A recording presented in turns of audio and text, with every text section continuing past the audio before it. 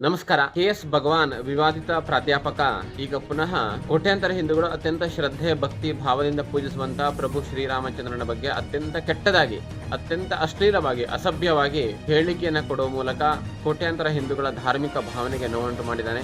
ಅದನ್ನು ನಾವು ತೀವ್ರವಾಗಿ ಖಂಡನೆಯನ್ನ ಮಾಡ್ತೇವೆ. ಈಗಾಗಲೇ ಕೆ.ಎಸ್. ಭಗವಾನ್ ಮೇಲೆ ಹಿಂದೂಗಳ ಧಾರ್ಮಿಕ ಭಾವನೆಗೆ ನೋವುಂಟು ಮಾಡಿದ ಪ್ರಕರಣದ ಮೇಲೆ ಅನೇಕ ನ್ಯಾಯಾಲಯಗಳಲ್ಲಿ ಪ್ರಕರಣ ದಾಖಲಾಗಿದೆ. ಷರತ್ತಿನ ಮೇಲೆ ಇವತ್ತು ಕೆ.ಎಸ್. ಭಗವಾನ್ ಅವರಿದ್ದಾರೆ. ಆ ಷರತ್ತನ್ನ ಉಲ್ಲಂಘನೆ ಮಾಡಿ ಪುನಃ ಹಿಂದೂಗಳ ಧಾರ್ಮಿಕ ಭಾವನೆಗೆ ನೋವುಂಟು ಮಾಡುವಂತ ಕೆಟ್ಟದಾಗಿ ಹೇಳಿಕೆಯನ್ನ ದಾವಣಗೆರೆಯಲ್ಲಿ ನಡೆದಂತ ಕಾರ್ಯಕ್ರಮದಲ್ಲಿ ನೀಡಿದ್ದಾನೆ.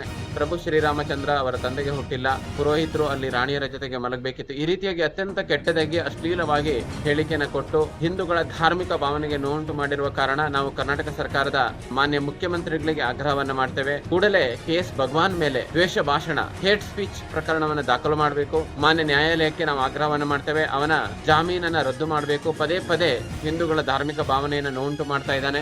ಅಷ್ಟೇ ಅಲ್ಲ, ಅವನ ಸುರಕ್ಷತೆಗಾಗಿ ವರ್ಷಕ್ಕೆ 50 ಲಕ್ಷ ರೂಪಾಯಿ ಸಾರ್ವಜನಿಕರ ತೆರಿಗೆ ಹಣವನ್ನ ವ್ಯಯ ಮಾಡಲಾಗ್ತಾ ಇದೆ. ಆ ಸುರಕ್ಷೆಯನ್ನ ರದ್ದು ಮಾಡಬೇಕು, ಮತ್ತೆ ಅವನನ್ನ ಪರ್ಮನೆಂಟ್ ಆಗಿ ಜೈಲಿನಲ್ಲಿ ಇಡಬೇಕು ಹೇಳುವ ಆಗ್ರಹವನ್ನ ಹಿಂದೂ ಜನಜಾಗೃತಿ ಸಮಿತಿ ಮಾಡ್ತಾ ಇದೆ. ಇವತ್ತು ಹಿಂದೂಗಳು ಏನಾದರೂ ಫೇಸ್ಬುಕ್ ಅಲ್ಲಿ ಬರೆದ್ರೆ ಕರ್ನಾಟಕ ಸರ್ಕಾರ, ಗೃಹ ಇಲಾಖೆ ತಕ್ಷಣ ಸುಮೋಟೋ ಕೇಸನ್ನ ರಿಜಿಸ್ಟರ್ ಮಾಡುತ್ತೆ. ಆದರೆ ಕೆ.ಎಸ್. ಭಗವಾನ್ ಪದೇ ಪದೇ ಹಿಂದೂಗಳ ಧಾರ್ಮಿಕ ಭಾವನೆಗೆ ನೋವುಂಟು ಮಾಡಿ ಹಿಂದೂಗಳ ಒಂದು ಧಾರ್ಮಿಕ ಶ್ರದ್ಧೆಯನ್ನು ಅಪಮಾನ ಮಾಡುವಂತ ಕುಕೃತ್ಯವನ್ನು ಮಾಡ್ತಾ ಇದ್ದಾನೆ. ಇವನ ಮೇಲೆ ಸರ್ಕಾರ ಯಾಕೆ ಕ್ರಮ ತೆಗೆದುಕೊಳ್ಳೋದಿಲ್ಲ? ಕೂಡಲೇ ಸರ್ಕಾರ ಅವನ ಮೇಲೆ ಪ್ರಕರಣವನ್ನು ದಾಖಲು ಮಾಡಿ ಅವನನ್ನು ಬಂಧನ ಮಾಡಬೇಕು ಹೇಳುವ ಆಗ್ರಹವನ್ನು ಹಿಂದೂ ಜನಜಾಗೃತಿ ಸಮಿತಿ ಮಾಡ್ತಾ ಇದೆ.